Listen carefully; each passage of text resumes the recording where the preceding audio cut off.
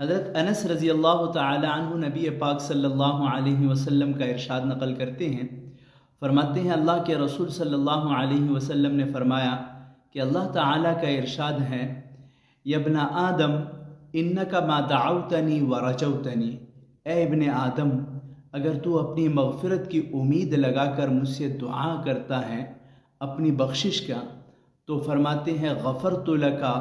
میں تیری مغفرت کر دوں گا، ولا ابالی، اور مجھے کسی کی کوئی پرواہ بھی نہیں ہے۔ پھر اللہ کا ارشاد ہوتا ہے، یا ابن آدم لو بلغت ذنوبک عنان السماء، اے ابن آدم، اے آدم کی اولاد، اگر تیرے گناہ زمین سے لے کر آسمان کی بلندیوں کو پہنچ جائے، ثم استغفرتنی، پھر آپ صدق دل کے ساتھ توبہ استغفار کرے اپنے گناہوں پہ نادم اور شرمندہ ہو کر، تو غفرت لکا، اللہ تعالیٰ کا ارشاد ہوتا ہے میں تیرے گناہوں کو معاف کر دوں گا۔ پھر اللہ کا ارشاد ہوتا ہے، یا ابن آدم لو انک ما اتیتنی بقراب الارض الخطایا، اگر تو ساری زمین کو، ساری کائنات کو اپنی غلطیوں سے، گناہوں سے بھر دے، ثم لقیتنی لا تشرک بی شیئا، اس کائنات کو گناہوں سے بھرنے کے باوجود بھی ان گناہوں میں شرک کا گناہ نہ ہو، تو فرماتے ہیں اس حال میں میرے پاس تو آئے کہ گناہ تو دوسرے بہت زیادہ کیے ہیں لیکن شرک کا گناہ آپ نے نہیں کیا، فرماتے ہیں لَأَتَيْتُكَ بِقُرَابِهَا الْمَغْفِرَةِ، یہ توحید کے بدولت میں آپ کے گناہوں کو بھی معاف کر دوں گا، اور معاف کرنے کے ساتھ ساتھ ساری کائنات کو تیرے مغفرت سے بھر دوں گا۔ اس حدیث پاک میں اللہ تعالیٰ نے مغفرت کے 3 اسباب بیان کیے ہیں۔ پہلا سبب دعا کا کیا ہے، دوسرا سبب استغفار کا کیا ہے، اور تیسرا سبب مغفرت کا جو بیان ہوا ہے وہ توحید کا ہے۔ نمبر 1 دعا، کہ آپ اپنے گناہوں پہ نادم اور شرمندہ ہو کر اللہ سے توبہ استغفار کی دعا کریں، اللہ سے مانگے، اب اللہ سے اپنی بخشش مانگے۔ اور دعا کے متعلق یاد رکھنا 2 چیزیں بہت ضروری ہیں۔ ایک یہ کہ آپ جب بھی آپ کی دعا قبول ہوگی جب آپ کا کھانا پینا وہ حلال کا ہو، کھانا پینا حلال کا ہوگا تو آپ کی دعا قبول ہوگی۔ دیکھیے اللہ کے رسول صلی اللہ علیہ وسلم نے فرمایا کہ مسافر آدمی جب بھی دعا کے لیے ہاتھ اٹھاتا ہے نا تو اس کی دعا قبول ہو جاتی ہیں۔ لیکن ایک مسافر کا ذکر کیا کہ اس نے اتنا لمبا سفر کیا ہوگا، اتنا لمبا سفر کہ سفر کی وجہ سے اس کے بال بکھرے ہوئے ہوں گے اور پراگندہ حالت ہوگی، اور وہ اللہ سے ہاتھ اٹھا کر یا ربی کی صدا لگا رہا ہوگا، لیکن اس کی دعا قبول نہیں ہوگی۔ فرمایا کیوں؟ اس لیے کہ اس کا کھانا بھی حلال کا نہیں ہوگا، اس کا لباس بھی حرام کا ہوگا، اس کا اٹھنا بیٹھنا کھانا پینا پہننا سارا کچھ حرام کا ہوگا۔ تو اللہ کے رسول نے فرمایا انا یستجاب لذالک، اس آدمی کی دعا کیسے قبول ہوگی؟ تو میں یہ عرض کر رہا ہوں کہ اسباب مغفرت میں سے ایک سبب دعا تو ہے، لیکن دعا کے لیے شرط یہ ہے کہ آپ کا کھانا پینا آپ کا لباس وہ حلال کا ہو۔ دعا کے لیے دوسری شرط جو ہے وہ یہ ہے کہ آپ جب بھی اللہ سے دعا مانگے نا تو امید اور یقین کے ساتھ دعا مانگے۔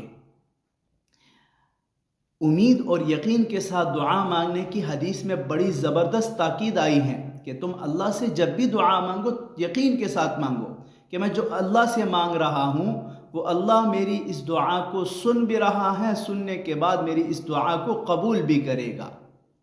اذا سألک عبادی عنی فإنی قریب، اب جب میرا بندہ مجھ سے سوال کرتا ہے نا، میرا بندہ مجھ سے سوال کرتا ہے تو اللہ کا ارشاد ہوتا ہے کہ میں اللہ اس کے بہت زیادہ قریب ہوتا ہوں، اور قریب ہونے کے ساتھ ساتھ میں اس سوال کے جواب بھی دیتا ہوں، سوالات کے جو مانگ رہا ہے وہ بھی عطا کرتا ہوں۔ اور حدیث پاک میں آتا ہے ادعوا اللہ وانتم موقنون بالاجابہ،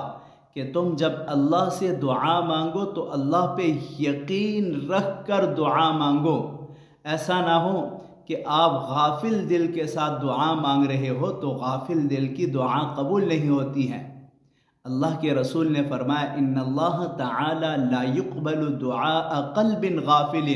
کہ اللہ تعالیٰ کسی غافل دل والے کی دعا کو قبول نہیں کرتا ہے۔ تو اسباب مغفرت میں سے پہلا سبب دعا، لیکن دعا غفلت کے ساتھ نہ ہو، دعا پورے یقین اور اللہ سے امید کے ساتھ ہو۔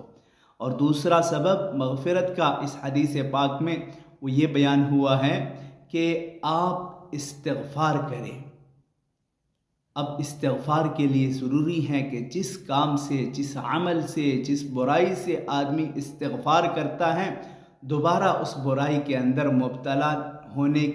مبتلا نہ ہو، اس سے حد الوسع کوشش کرتا رہے۔ حضرت عبداللہ ابن عباس رضی اللہ تعالیٰ عنہ، غالباً حضرت عبداللہ ابن عباس یا حضرت عبداللہ ابن عمر رضی اللہ تعالیٰ عنہ ارشاد فرماتے ہیں کہ رسول اللہ صلی اللہ علیہ وسلم نے فرمایا کہ استغفار کرنے والا استغفار جب کرتا ہے وہو مقیم علیہ، اور استغفار کرنے کے بعد پھر دوبارہ وہی عمل کرتا ہے، جس برائی سے اس نے توبہ استغفار کیا ہے، وہو مقیم علیہ، اور اس برائی پہ وہ قائم بھی ہیں، تو فرمایا کہ یہ آدمی کالمستہزئ لربہ، ایسا ہے کہ گویا یہ اپنے رب سے مذاق کر رہا ہے۔ تو دعا استغفار آدمی کرنے کے بعد پورے یقین کے ساتھ وہ یہ کرے، پورا اپنے آپ کو بچائیں کہ جس عمل سے میں نے توبہ استغفار کیا، جس عمل کو میں نے چھوڑا ہے، اب دوبارہ اس عمل کو نہیں کروں گا۔ اگر دوبارہ پھر مبتلا ہو جائے تو پھر استغفار کرے، لیکن بار بار اس عمل کے اندر مبتلا نہ ہو، وگرنہ یہ عمل بار بار مبتلا ہونا اور پھر بار بار استغفار کرنا، فرمایا کہ یہ تو اللہ کے ساتھ مذاق ہے، اللہ کے ساتھ مذاق نہیں بنانا ہے۔ ایک عمل سے توبہ استغفار کر دیا، اس عمل کو چھوڑ دو۔ اور تیسرا سبب جو اللہ تعالیٰ نے بیان کیا ہے اس حدیث پاک میں، وہ یہ ہے کہ آپ شرک کے قریب بھی نہ جائیں۔ آپ شرک کے قریب نے توحید کا عقیدہ اللہ کے پاس لے جائیں۔ اللہ کا ارشاد ہوتا ہے قرآن پاک میں ان اللہ لا یغفر ان یشرک بہ،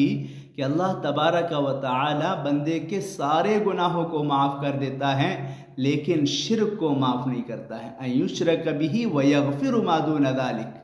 کہ اللہ شرک کے علاوہ جتنے گناہ ہیں وہ تو معاف کر دے گا، لیکن اللہ شرک کے گناہ کو معاف نہیں کرتا ہے۔ تو اسباب مغفرت میں سے تیسری چیز جو ہے وہ توحید کا عقیدہ ہے۔ ہر آدمی توحید کا عقیدہ اللہ کے پاس لے کر جائے۔ فرمایا لو انک اتیتھا بقراب الارض الخطایا، ساری زمین کو اپنی برائیوں سے بھر کر تو اگر لے آیا ہے لیکن توحید کا عقیدہ بھی تیرے ساتھ ہیں، تو فرماتے ہیں کہ ان برائیوں کو معاف بھی کر دوں گا، اس توحید کے بدلے میں تیری ساری کائنات کو مغفرت سے بھی بھر دوں گا۔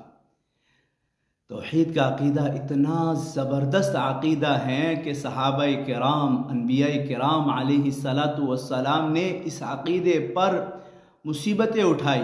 اس عقیدے پر گالم گلوچ سنے، اس عقیدے پر صحابہ کرام قربان ہوئے ہیں، انبیاء کرام علیہ السلام نے قربانیاں دی ہیں، اذیتیں اٹھائی ہیں، انبیاء کے راستوں میں کانٹے بچھائے گئے ہیں، لیکن اس کے باوجود انبیاء کرام علیہ السلام نے اس توحید کے عقیدے کو نہیں چھوڑا۔ تو معلوم ہوتا ہے کہ اس عقیدے سے بڑھ کر کائنات میں کوئی دوسرا عقیدہ نہیں ہے۔ پہلا سبب دعا، کہ آپ دعا مانگتے رہیں، اللہ آپ کی مغفرت کر دے گا۔ دوسرا سبب استغفار، کہ جو گناہ ہوئے ہیں ان گناہوں پہ توبہ استغفار کرتے رہنا۔ اور تیسرا سبب اللہ کے ساتھ کسی کو شریک نہیں ٹھہرانا ہے۔ اللہ پاک ہمیں عمل کرنے کی